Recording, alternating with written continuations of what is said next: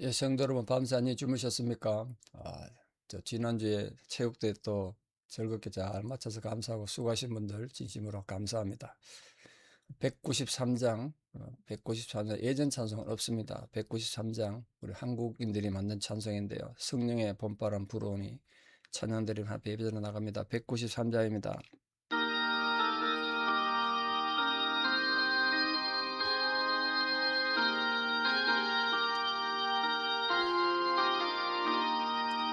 성령의 봄바람 불어오니 믿음의 새싹이 흠터고 성령의 담비로 업조하니 메마른 영혼을 적셔주네.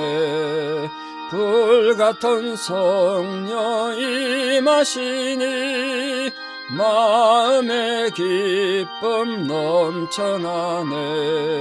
성령의 생수를 마시는 자 갈급한 심령이 해갈되고 성령의 충만함 받은 자는 마음의 평안을 누리겠네. 성령의 감동 받은 자는 주님의 사랑 깨닫겠네. 성령의 은사를 받은 자는 시기와 질투가 사라지고 성령의 지혜를 받은 자는 이웃과 한 형제 되었도다. 성령의 권능 받은 자는 사랑의 복음 전파하세. 아멘. 사도신경으로 우리의 신앙을 고백드립니다. 나는 전능하신 아버지 하나님 천지의 창조주를 믿습니다. 나는 그의 유일하신 아들 우리 주 예수 그리스도를 믿습니다. 그는 성령으로 잉태되어 동정녀 마리아에게서 나시고 본디오 빌라도에게 고난을 받아 십자가에 못 박혀 죽으시고 장사된 지 사흘 만에 죽은 자 가운데서 다시 살아나셨으며 하늘에 오르시어 전능하신 아버지 하나님 우편에 앉아 계시다가 거기로부터 살아있는 자와 죽은 자를 심판하러 오십니다. 나는 성령을 믿으며 거룩한 공교회와 성도의 교제와 죄를 용서받는 것과 몸의 부활과 영생을 믿습니다. 아멘. 2026년 5월 5일 화요일 새벽입니다. 하나님 주신 말씀 요한복음 6장 1절에서 9절입니다. 요한복음 6장 1절에서 9절 봉독에 올립니다. 그 후에 예수께서 디비라의 갈릴리 바다 건너편으로 가시매 큰 무리가 따르니 이는 병자들에게 행하시는 표적을 보았음이러라. 예수께서 산에 오르사 제자들과 함께 거기 앉으시니 마침 유대인의 명절인 유월절이 가까운지라. 예수께서 눈을 들어 큰 무리가 자기에게로 오는 것을 보시고 빌립에게 이르시되 우리가 어디서 떡을 사서 이 사람들을 먹이겠느냐 하시니 이렇게 말씀하시면 친히 어떻게 하실지를 아시고 빌립을 시험하고자 하심이라. 빌립이 대답하되 각 사람으로 조금씩 받게 할지라도 200데나리온의 떡이 부족하리이다. 제자 중 하나 곧 시몬 베드로의 형제 안드레가 예수께 여짜오되 여기 한 아이가 있어 보리떡 5개와 물고기 2마리를 가지고 있나이다. 그러나 그것이 이 많은 사람에게 얼마나 되겠사옵나이까. 아멘. 요한복음 9장에 6장에 기록된 중요한 사건 오병이어 기적의 사건입니다. 근데 오병이어 이 표적이 6장에서 중심적으로 기록되어 있습니다만 여긴 또 다른 내용도 또 많이 기록되어 있죠. 사실은 이 오병이어 기적을 통해서 예수님께서 보여주시려고 했던 건 내가 이런 기적 행할 수 있다 그런 걸 보여주기 위해서가 아니고 예수님이 나는 너희들의 생명의 떡이다 이걸 지금 강조하기 위해서였습니다. 나중에 사람들이 이 오병이어 기적을 체험한 뒤에 예수님 그 기적 생각을 막 찾아다니고 오늘도 본문 보니까 이들이 나온 이유가 표적을 받기 때문이다. 그랬단 말이에요. 예수님께서 나중에 그들을 책망하죠. 너희들이 나를 따라오는 이유는 떡 먹고 빵 먹고 표적을 받기 때문이거나 말씀을 들어야 된다. 그렇게 말했습니다. 그래서 이 예수님께서 생명의 떡을 오병이의 기적을 통해서 강하게 강조하고 말씀하셨는데 세 가지 중요한 의미가 있습니다. 앞으로 계속 나올 텐데요. 첫째는 생명의 빵, 생명의 떡은 하늘로부터 주어진 것이다. 내가 지금 기적을 행한 것 같은데 이건 하나님으로부터 온 것이다. 두 번째는 그 생명의 떡을 먹는 자는 영원히 줄이지 않는다. 진짜 밥이야. 눈에 보이는 빵을 먹으면 금방 배가 고프지만 진짜 생명의 빵, 그 하나님 말씀을 말하잖아요. 그 말씀이 내 안에 있으면 영원히 배고프지 않는다. 세 번째 가장 중요한 건 생명의 빵을 먹지 않는 자는 죽을 수밖에 없지만 먹는 자는 영생할 것이다. 그걸 이 오병의 기적을 통해서 가르쳐 주셨다는 거 꼭 기억하셔야 됩니다. 자, 오늘 이 기적의 배경이 된 갈릴리 바다, 갈릴리 호수, 이름도 많은데 좀 잘 아시겠습니다. 정리를 좀 할 필요가 있습니다. 예루살렘에서 직선으로 한 96km쯤 올라가니까 짧은 곳은 아닙니다. 옛날처럼 교통이 불편한 시대에 가려면 꽤 많이 걸린 한 3, 4일은 가야 되는, 한 일주일은 걸어가야 되는 곳입니다. 여러 가지 명칭으로 불리는데 긴네롯 바다, 긴네롯 호수, 게네사렛 호수 이렇게 불리는데 긴네렛이라는 건 하프를 말합니다. 하프. 이 위에 하늘에서 보면 호수가 하프 모양으로 생겼다고. 하프 모양, 긴네렛 호수. 또는 티베리우스 황제에게 이 호수를 나중에 바치거든요. 그래서 이건 티베리우스 황제의 바다다. 그래서 티베리아 바다 이렇게 부르기도 합니다. 오늘날 보통 그냥 갈릴리 바다, 그 지역이 갈릴리이기 때문에 갈릴리 바다, 갈릴리 호수 이렇게 불립니다. 긴네렛 호수라도 불립니다만. 지리적으로 볼 때 이 갈릴리 호수가 갈릴리 바다가 예수님 사역의 중심지였습니다. 그리고 이곳에서 고기를 잡고 있던 베드로, 안드레, 또 야고보, 요한 두 쌍의 형제들 4명을 불러서 제자를 삼으셨습니다. 또 이 주변에 높은 산이 많기 때문에 돌풍이 일어나서 호수인데 태풍이 이르듯이 엄청난 파도가 쳐서 배가 파손당하기도 합니다. 상당히 많은 배가 파손당했다는 기록이 남아 있습니다. 그리고 이 산 어느 벌판에서 해변가에서 예수님께서 산상수훈을 말씀하시고 오병이의 기적을 행하셨다는 것, 이게 중요하죠. 이 갈릴리 호수를 중심으로 서쪽에 있는 지역이 티베리아인데 티베리아. 그래서 티베리아 지역의 갈릴리 바다라고 표현하는데 이거는 로마 당시의 행정적인 중심지였습니다. 이 팔레스타인 지역의 행정 중심지였다고. 티베리우스. 그 티베리아 황제, 티베리우스 황제 이름 따가 세운 도시니까. 근데 AD 70년에 예루살렘이 함락당하고 이스라엘이 완전히 역사에 사라지고 난 뒤에는 이 땅이 이 티베리우스라는 지역이 거기 이제 도망가고 피난 간 유대인들이 거기서 모여 살았나 본데요. 유대 학문의 중심지가 돼가지고 지금 우리가 너무나 중요하게 갖고 있는 탈무드라는 책이 여기서 편집됐습니다. 참 놀랍지 않습니까?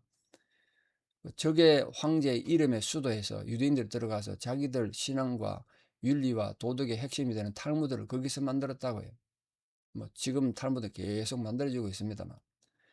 자, 산에 오르셔서 제자들과 함께 앉으셨다. 예수님이 설교하기 함께 앉으셨다는 거예요.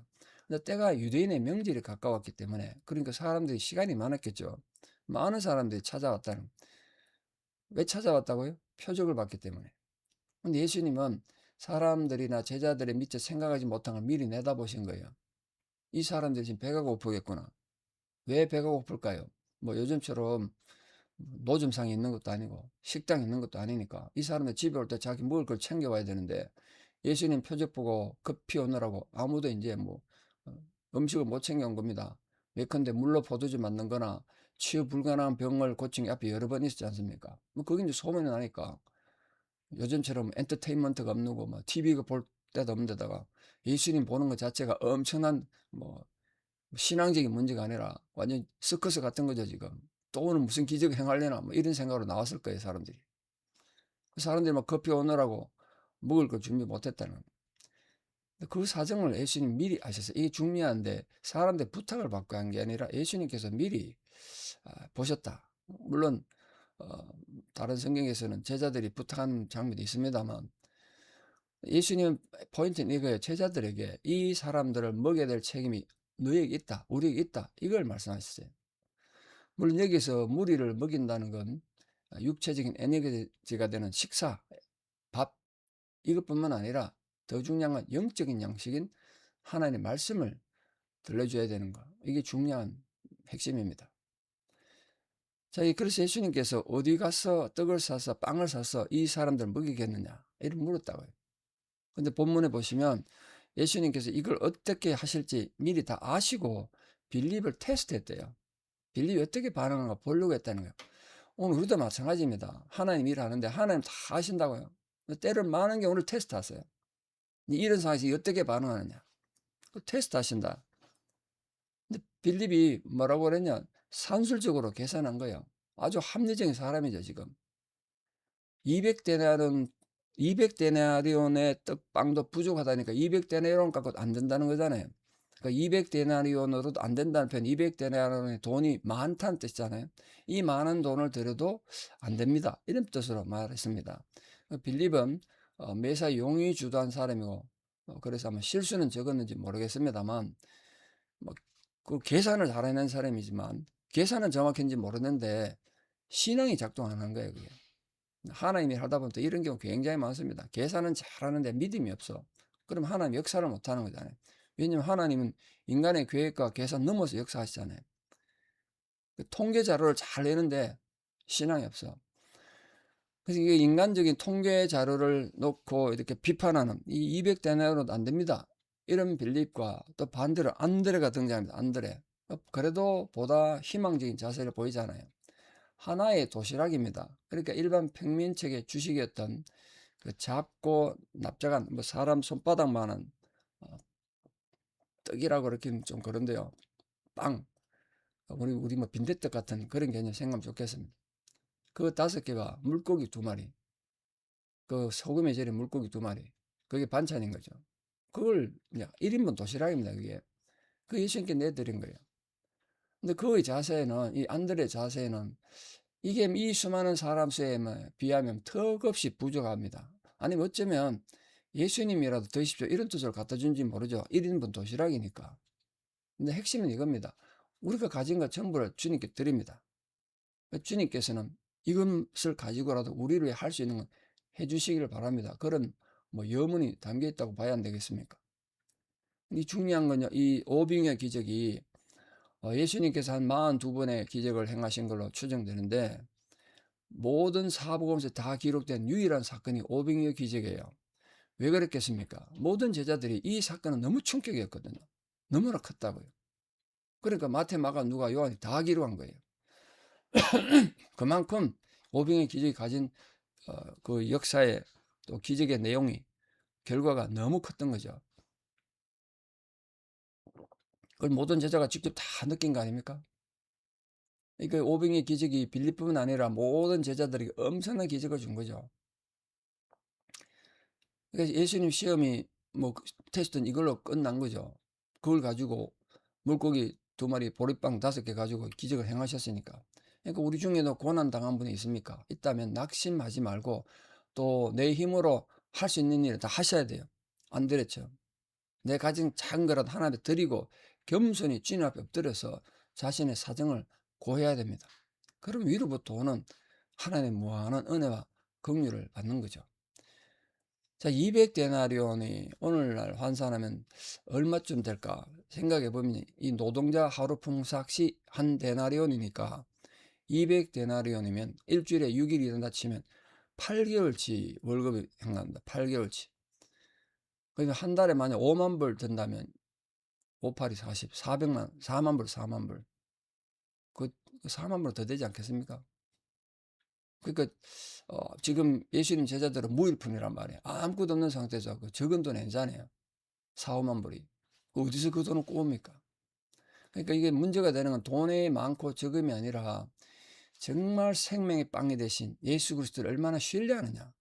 이게 중요한 거죠. 오병의 기적이 보여주는 건 핵심은 그겁니다. 오늘도 여러분이 살아간 모든 삶 현장에서 어떤 상황에서 도저히 불가능해 보이고 해결되지 없는 그런 문제 앞에 있더라도 하나 앞에 나가십시오. 하나님을 바라보십시오. 주님을 의지하십시오. 지난주 설교드린 것처럼 여러분이 정말 예수 그리스도 안에 있는 자가 되고 하나님을 향하여 살아있는 자가 되심으로써 지금 우리 삶 속에서도 이 오병이어 기적을 체험하며 살아가는 복된 성도들 다 되시기를 우리 주 예수 그리스도 이름으로 축원합니다. 기도드리겠습니다. 아버지 하나님, 오늘도 우리에게 하루의 생명을 주시고 이 하루를 살아가게 하신 은혜를 감사드립니다. 오늘도 하나님께서 우리 삶에 필요한 많은 것들에 대하여 하나님의 관심을 갖고 계시고 주님은 분명히 우리 삶에 지금도 사랑으로 개입하고 우리를 인도하신 줄 믿습니다. 하나님의 관심이 우리에게 있으므로 우리는 결코 망하지 않을 것이며 줄이지 않을 것이며 염려 걱정에서 자유할 수 있도록 은혜와 사랑으로 함께 주시옵소서. 지금 세계로 전쟁 때문에 안 그래도 힘든 경제가 많이 어렵고 가스비도 너무 많이 오르고 해서 성도님들 삶이 참 지치고 힘듭니다. 이런 시기에 정말 필요한 하나님의 오병이어 기적이 필요합니다. 우리가 안드레처럼 내 가진 작은 것을 전적으로 주님께 드림으로써 하나님 안에 살아있는 자들을 되게 해주시고 예수 그리스도 안에 머물러 있는 자가 되게 해주셔서 참으로 내 삶에도 오병이어 기적의 역사를 체험하는 감동이 있게 하여 주시옵소서. 이제는 우리 주 예수 그리스도의 은혜와 하나님 아버지의 만극하신 사랑과 성령님의 위로교통 역사하심이 오늘도 살아 역사하시는 하나님의 은혜로 말미암아 오병이어 기적을 체험하고 또 그 하나님의 기적을 통해 용기와 힘을 갖고 살아가게 결단하는 사랑하는 성도님들의 위대한 신앙의 고백 위에 또 나가서 마주치는 모든 상황과 인간관계 위에 특별히 원근각지 흩어져 살아가는 사람 모든 자녀들 삶 위에 또 지금도 고통받고 있고 고난 가운데 있는 모든 성도님들과 전쟁으로 고통받는 모든 상황과 그 민족들 위해 이제부터 영원토록 함께 하시옵기를 간절히 축원하옵나이다. 아멘. 정말 이 하루에 오병의 기적이 역사가 여러분과 함께 하기를 축복합니다. 감사합니다.